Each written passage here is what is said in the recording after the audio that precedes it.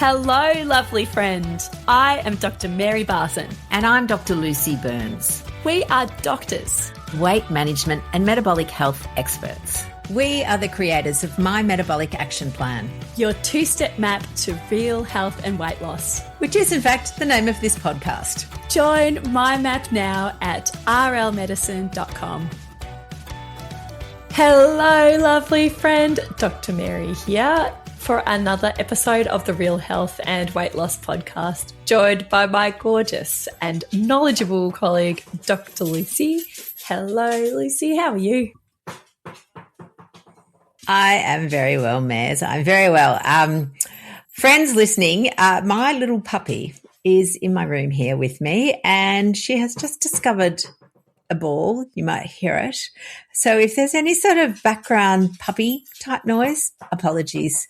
But she is super cute. And one of the things that is tricky is we have some building works going on in the back, which you can't hear, but she's quite scared of them. So I have to have her in my room here. But that means she is sometimes eating my slipper or playing with a little ball.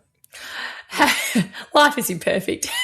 There's this wonderful picture book that I have seen called All Dogs Have ADHD, which I think is absolutely true. And this is particularly true of all puppies. Very topical, because today, as we continue our discussion of brain health in May, Brain May, we are talking about ADHD today and how we can support the ADHD brain to get healthy habits. And this topic will be helpful not just for people with ADHD, but for everybody, how we can make healthy habits that stick, that can improve our metabolism, but with putting on our ADHD lenses today. Indeed, indeed. And look, I know it probably feels like ADHD is the flavour of the month and every second person seems to have a diagnosis of ADHD. And it is true. There is some increased diagnosis, particularly in women in midlife. And this, very topical for you and me, Maz. Totally topical. So the scenario goes a little bit like this for women, a lot of women, is their child may get diagnosed, may show some symptoms, and maybe the school has noticed, or in many cases not noticed.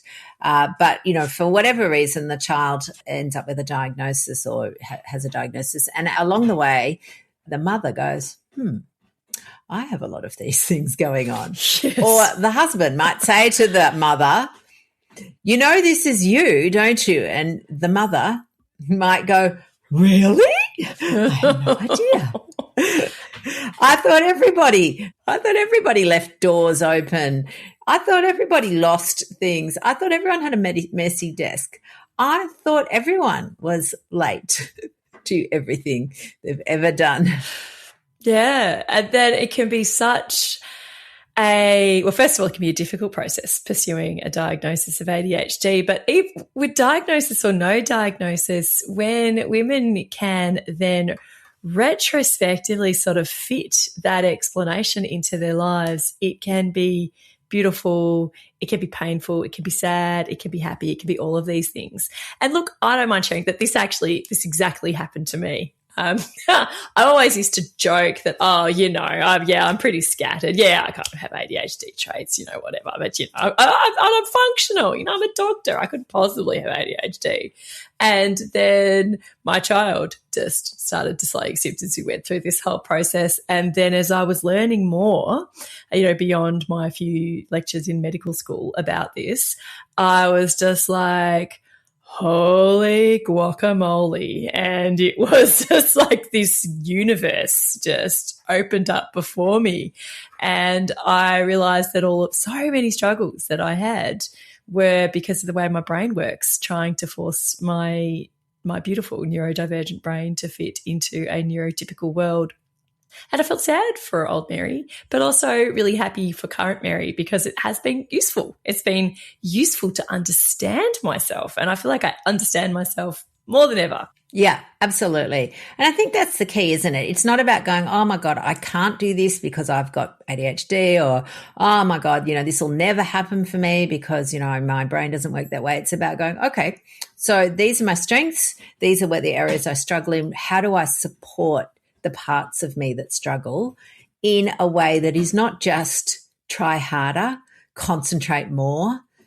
My thing was just, Lucy, just don't lose things. Like, yep. So ineffective. Yep. So just get it together. Yep. Yeah, just get out, just don't be late. And honestly, working out why was this pattern that seemed so obvious repeated over and over again, to the point where I just thought, oh my God, I'm so useless at time management. And it's really not about that at all. So part of the reason we want to talk about ADHD again is that the consequences of some of the behavioral aspects, again, things like difficulty with planning, difficulty with executive functioning, which is really just fancy name for planning and executing, hence executive yes. things. So again, things like, people go, oh, just meal plan. It's like, technically that seems really obvious and easy, but actually executing that and following through is hard for people with ADHD. So the second little part of this puzzle, following on from last week's discussion around MHT and dementia prevention, is that we know for many women, they have developed really resilient and really robust coping skills, or workarounds, if you like. And then during menopause, when the estrogen declines, which is a great, estrogen, great mood stabilizer, clearly part of our brain functioning, we find that some of those traits become more exacerbated, and then combined with the cognitive caring load that women in midlife have, the wheels can fall off. Look, this episode is not about me, but you have just described me, Lucy. You have. I can say that.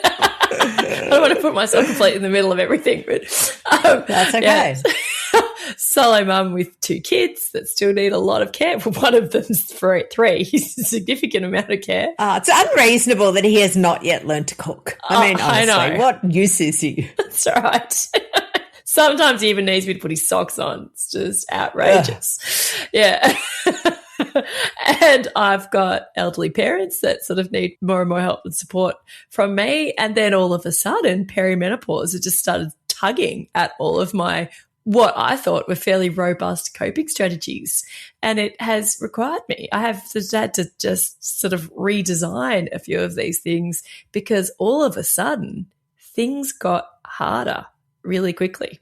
Yes, absolutely. So the thing I think we need to address is our own internalized thoughts around what we might feel is laziness or incompetence, and go, you know what? Look, honestly, I don't know a single woman who's lazy. Yeah. I know women who tell themselves they're lazy, and they'll go, I'm just hopeless because I just sit on the couch and scroll through my phone. And, if I didn't do that, then my life would be fine. And there's a bit of truth in that. But what we're wanting to do is actually go further upstream and go, hang on, you're not sitting on the couch scrolling through your phone because you're just a lazy git. You'll be sitting on the couch scrolling through your phone because of various factors that often are where your brain is looking for relief from something and potentially looking to avoid something painful. So again, comes back to that beautiful framework that we have. Our brain has 2 jobs: to keep you safe, which it does by avoiding pain, it's normal, and to help you feel better. And unfortunately, in our modern world these days, our brain thinks that things like phone scrolling help you feel better, although we all know that actually most people feel worse after phone scrolling. Or it thinks that shopping will make you feel better, or eating will make you feel better. It's looking for things to make you feel better. Yes. And what we're talking about today is that gap between knowledge and implementation. And so what we're talking about today is actually going to be helpful for everyone, whether or not you identify as neurotypical, neurodiverse, somewhere in between. what we're talking about today is going to be practical and helpful for everyone. Yes. It's not about trying harder. It's about making things easier to do. Correct. I love that. Yes. Yes.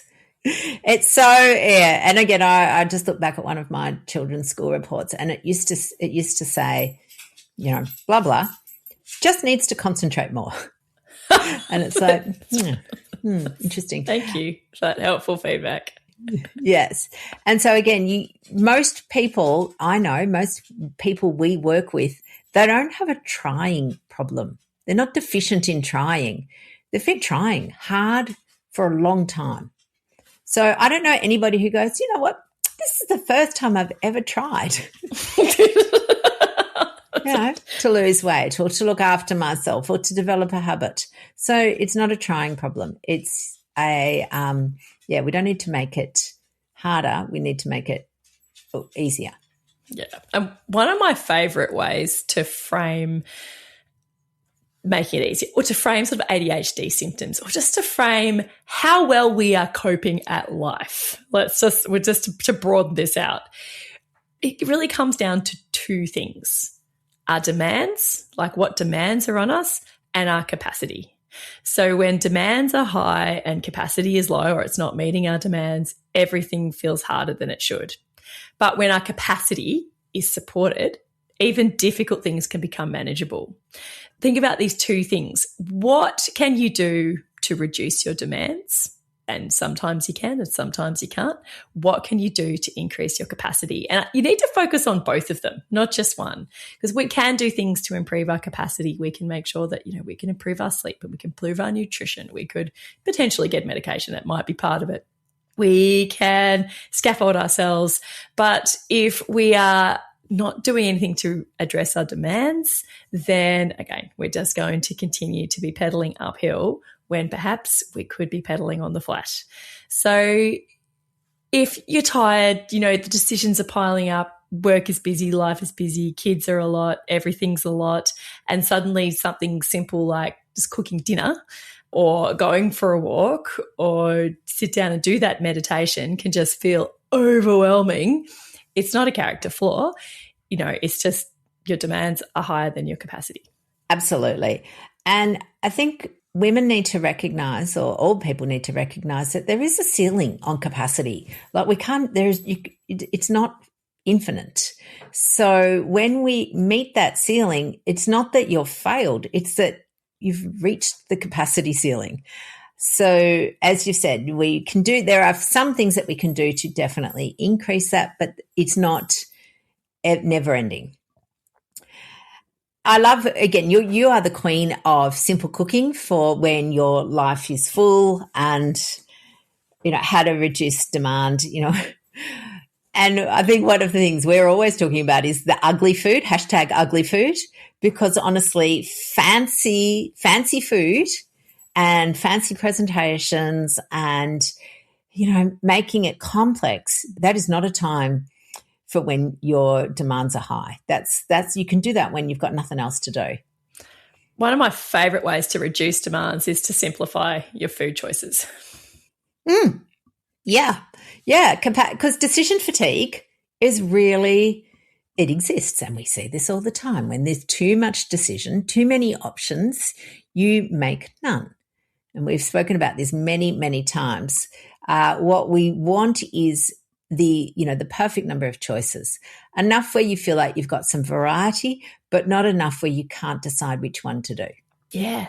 I once spoke to a fabulous woman who felt as though it was a fundamental need that she had to cook a different meal for her family every single day of their lives. Like that she felt that she needed to do something different every single day, and that she couldn't repeat the same meal that she had cooked that year, and that she talked about how this was very draining and hard for her. As I was listening to this, my brain did explode. Like bits of brain were just like all over the room as I was looking at this, and I was like, oh no. No. Personally, we have the same 5 meals on repeat. Occasionally we branch out, but when life busy, in the busy day-to-day life, that's that works for my family. I'm very happy with this. Yeah, absolutely. And, again, this is part of why we have our framework, the Build a Plate framework, where you pick your protein, add a few veggies. If the protein is lean, you need a little bit of fat in the meal and some flavor.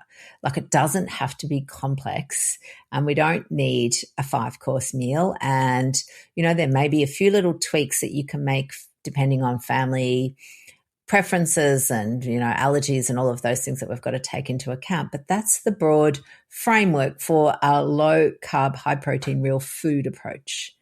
And it can be super easy. And even last night, so one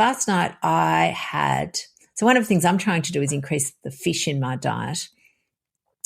My husband doesn't particularly like eating fish that much. So 2 things happen. Whenever I go out for dinner, if there is a fish option on the menu and it aligns with my other goals, then I will usually order that.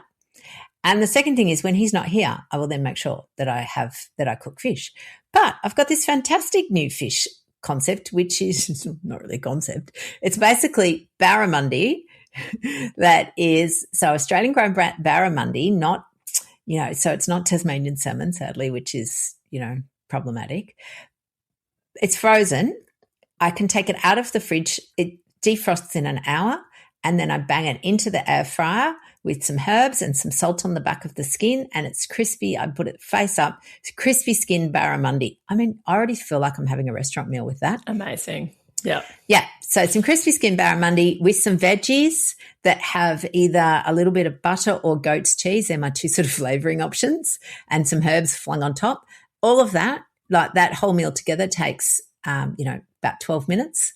Apart from the 1 hour, I just need to get it out of the fridge. And look, to be honest, I could do an experiment on whether you can cook the barramundi from frozen. I haven't done that experiment yet. Probably could.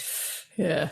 Yeah, probably could. I love that. But yeah, so it's just about having options that are easy and always available to you.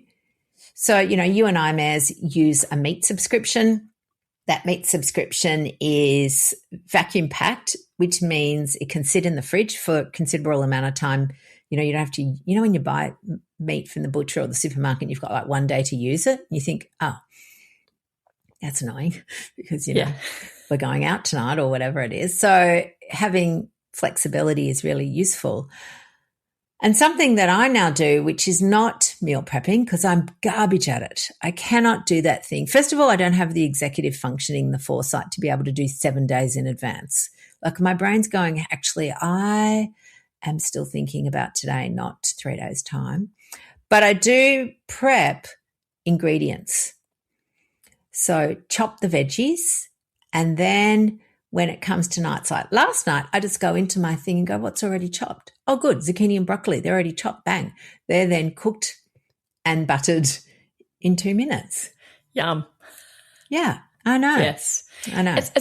It's a lot of pre-deciding as well. So you're reducing the number of decisions that you have to make, because every decision has a cost. Every decision is just going to chip away at your capacity. It's just going to increase those demands. And by the end of the day, particularly if you've got a full life, as most women do, by the end of the day, you're done. You don't want to decide another thing. Yeah, absolutely. And the thing that happens, I reckon, is you get a few good meals under your belt, and then your brain tucks them away in your little mind palace to be brought out on days where you're tired. And you go, oh, yeah, that's right. On my tired day, I have this blah, blah, and blah, blah. So, and again, another thing for me that has been really a new addition is edamame beans, which you can buy. They're already shelled and they're frozen, and they defrost. You can either just defrost them sitting out, or you can plonk them in the microwave if you want. But again, they're a little textural addition to salads that make it increase your protein, low carb, filling, lots of fiber. Like, I go, good. Oh, that was easy. That ticks all the boxes. Easy. Yes. Yeah. So having those kind of little, hacks, I guess, in your mind palace ready. And if your mind palace, which is what I just call my brain, if your brain won't brain, then having that list on your fridge is the other thing I've done. So I go, oh God, brain's not thinking, oh, I'll go to my fridge to remind myself, what are my hacks? Yeah, that's right. And you want to have those little plans in place for your worst day, not your best day. You don't want to have all of your meals dependent on you being at your best in order to think, plan, buy, prep, do that. You want to have them for your worst day. And when you've got a plan for your worst day, then your brain is going to be supported. So my things is just a rotisserie chicken and a packet of, this is like my, worst days, rotisserie chicken and a packet of those pre-chopped salads. They usually come with pretty crappy little dressing sachets full of nasty ingredients with I just put those in the bin. But then, just upend the celery, upend the pre-chopped salad into a bowl, maybe put a little bit of vinegar on there, maybe some mingled dressings and my rotisserie chicken. And it's like dinner done. And that's fine. Yep. I've recently learnt that people call them bachelor handbags, the little bag that the rotisserie chicken comes in. I'm a fan of the bachelor handbag, it must be said. Yeah, absolutely. And again, it doesn't have to be perfect. It's absolutely good enough. Good enough is good enough. We talk about healthy lifestyle. Healthy lifestyle is a series of decisions that you make over and over again until they become automatic. So for me, it is my automatic thing is I will find dinner in my fridge. It would be rare that we would have takeaway. It's not that I never have takeaway, but it's a rarity because my automatic thing is, oh, no, I've got food in here. What can I make? So it's my brain looking for a solution rather than a problem. Yes. So we've talked about demands, specifically about food and ways you can reduce demands around food, which I think is really helpful. But the other side of this is the capacity. And our capacity, it's not just our energy or motivation. What we're talking about here is it's your brain's ability to regulate your attention, your emotion, and your decision-making. And it is finite. Our brains do run out of steam. That's not the scientific term, but metaphorically, they run out of steam. And, we need to stop and rest. And there are things that really do help our capacity and that, we are in control of to a certain extent, to a pretty big extent. So sleep is a big one. Even small improvements in sleep can significantly improve our ability to regulate our attention, emotion, decision-making, and impulse control. Nutrition matters too, particularly protein. Having protein in your meals is one of the biggest things people with or without ADHD, but there's good evidence for people with ADHD brains that having some protein really does help regulate. It helps improve the capacity of your brain to regulate all the things. So especially that first meal of the day, if you can just prioritize the protein, then you're going to be winning. And that's going to help reduce blood sugar swings, which in turn can make your brain less reactive and less impulsive and less likely to be overwhelmed. Just a simple action of having a protein-rich meal, start of the day, improves your brain capacity. Absolutely. And, it seems so when you sort of spell it out like that, you kind of go, oh, yeah, that seems obvious. Why didn't I think of that? And that's the whole thing. Just because it's obvious doesn't mean your brain thinks about it or notices it or is aware of it. But when a protein-rich first meal becomes your default, well, then you don't need to think about it anymore either. So initially, you've got to remind yourself, because like anything, you're building a new habit, your brain, it's not the automatic default. So it feels like, God, this is a lot of work. How come I have to work so hard to remember to do this? It's because it's new. But over time, it becomes just what you do. And then you don't even think about it. Yes, yes.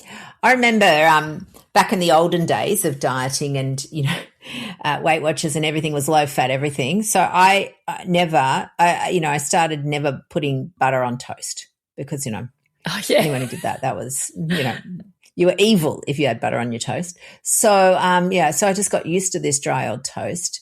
And for decades, that's how I had my toast. So awful. Yep. But it was automatic to not put any butter on your toast. So, we can develop things that definitely we just do on repeat without thinking, and they can be helpful, both things that are helpful for us and sometimes things that are less helpful.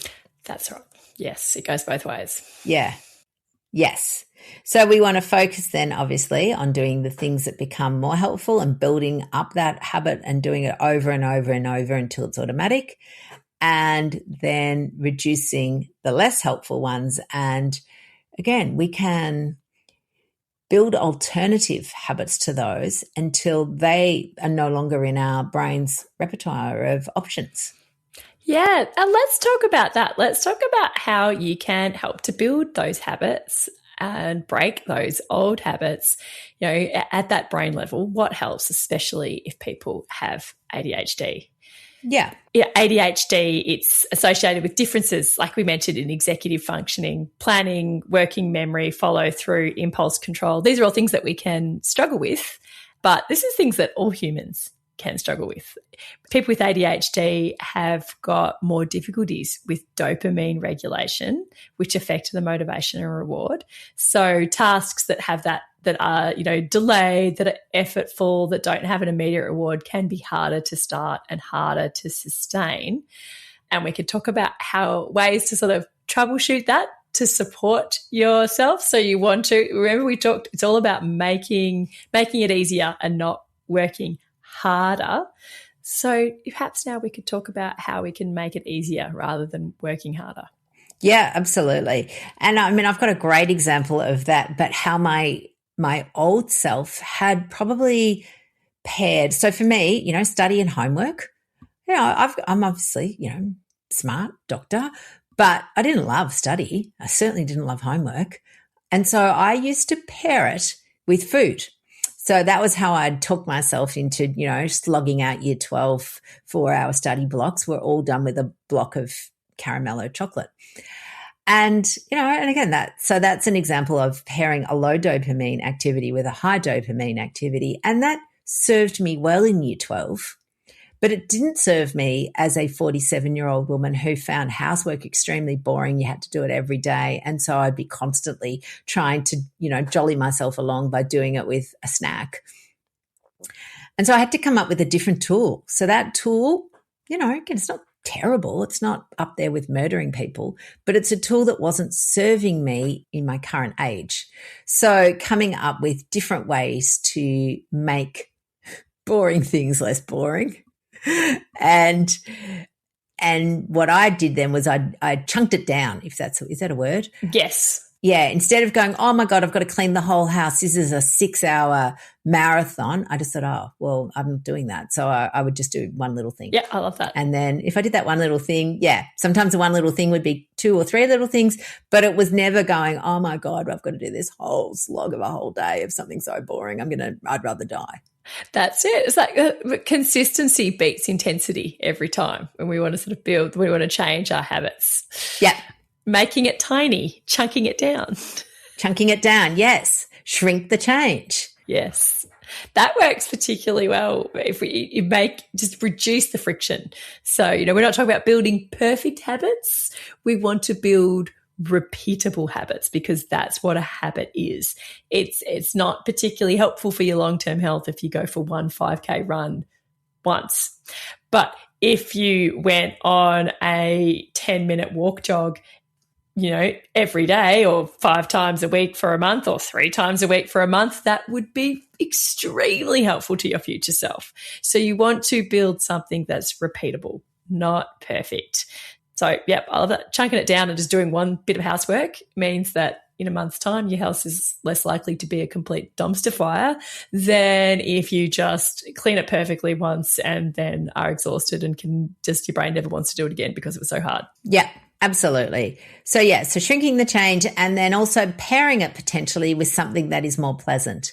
So again, the perfect person would say, oh, I go for a walk because, it's mindful and I can see the birds and, I've got the morning light and I get that, that's the perfectness. However, for lots of people, that's too boring. And their brain goes, oh, I'm not doing that. It's so boring. I'd rather do something more exciting. So you can think, well, how can I make this slightly boring walk more exciting? And again, it might be that you decide to listen to a podcast or listen to an audiobook or phone a friend while you're doing the walk, or you make your walk as part of, so that it's not just, oh, I've just gone for a walk. It's something more built in so that you're walking to something. I'm going to walk to the school to get the kids if that's potentially possible. Yeah, that's anchoring it. Yeah.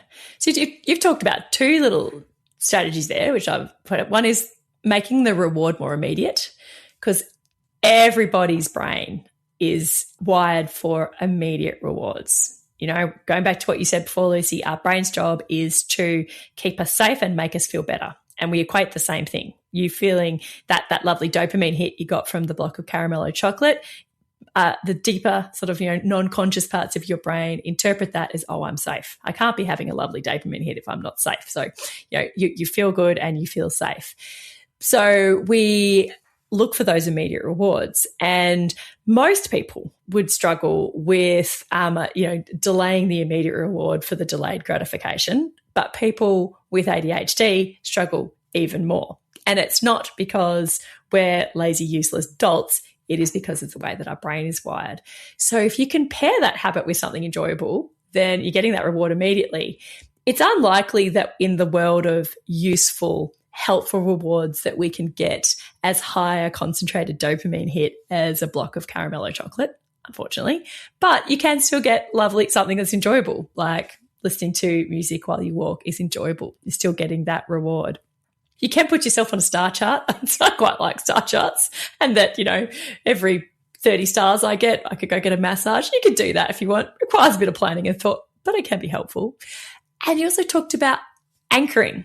So there's something new that you want to do, anchor it to a habit that already exists. If you are going to pick up your children every day from school, no matter what, because you have just got that commitment as a parent, can you walk there? Can you park 2 blocks away? Can you, anchor it to something that's already happening? Yeah, absolutely. And then, again, the final little hack for that, I guess, with particularly anybody, but particularly ADHD brains, is, another way to make it more enjoyable and to give yourself some accountability is to pair that activity with a friend. So you and your friend have agreed. So you've made a pre-commitment commitment. A pre-activity commitment, because you've agreed to meet your friend at, 3:00 and you're both going to walk 20 minutes down to the school. And, again, people with ADHD can struggle a little bit with time blindness and suddenly trying to fit too many things in before a specific commitment. But you give yourself a little bit of a fudge factor in there and you go, okay, yep, I'm meeting this person at 3:00. And, you probably turn up at 3:10, but that's okay. If they're a real friend, they'll love you anyway. Yes.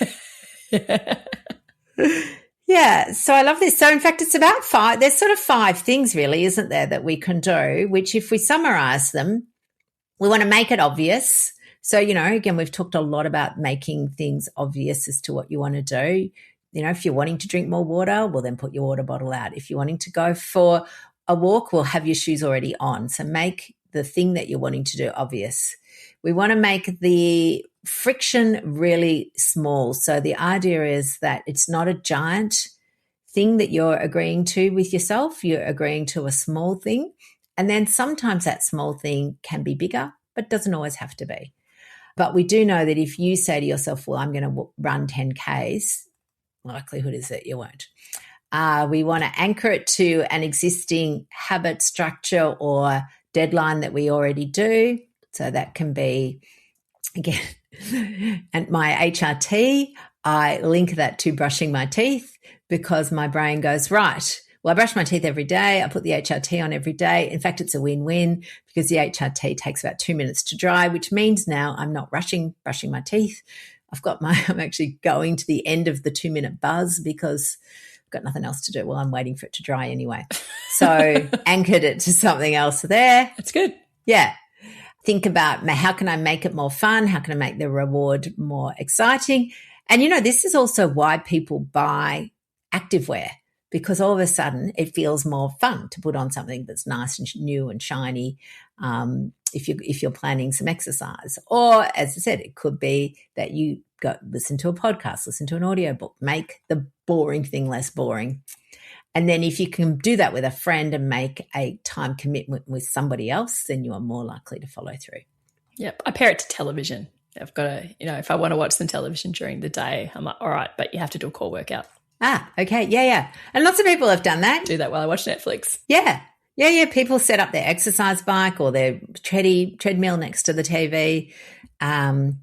it used to be that in the old days, when there were ads, people would get up in the ad break and go and, get a load of washing to fold or something. Of course, now there's no ad breaks anymore. It's all a bit tedious. So, but, I guess, what we're saying is that you don't need to try harder. You just need some systems or a framework. And, my metabolic action plan, that is exactly that. So for anybody who's looking for a framework, it doesn't have to be perfect, okay? We want to really emphasize that because we are not robots.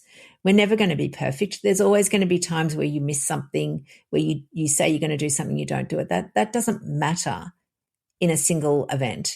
It's all about consistency as opposed to perfection.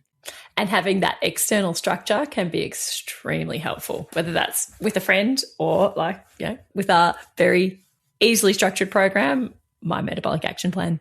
Yep, absolutely. So My Metabolic Action Plan gives you the framework, systems and resources to give you the right knowledge.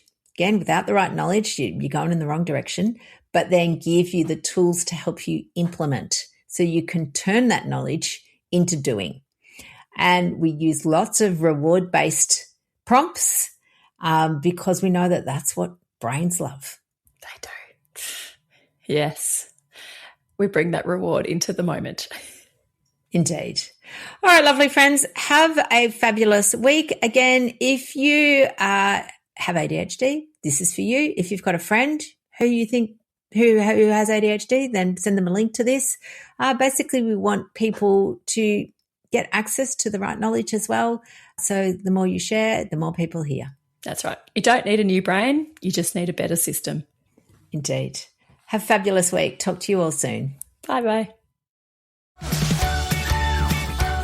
The information shared on the Real Health and Weight Loss podcast, including show notes and links, provides general information only. It is not a substitute, nor is it intended to provide individualised medical advice, diagnosis, or treatment, nor can it be construed as such. Please consult your doctor for any medical concerns.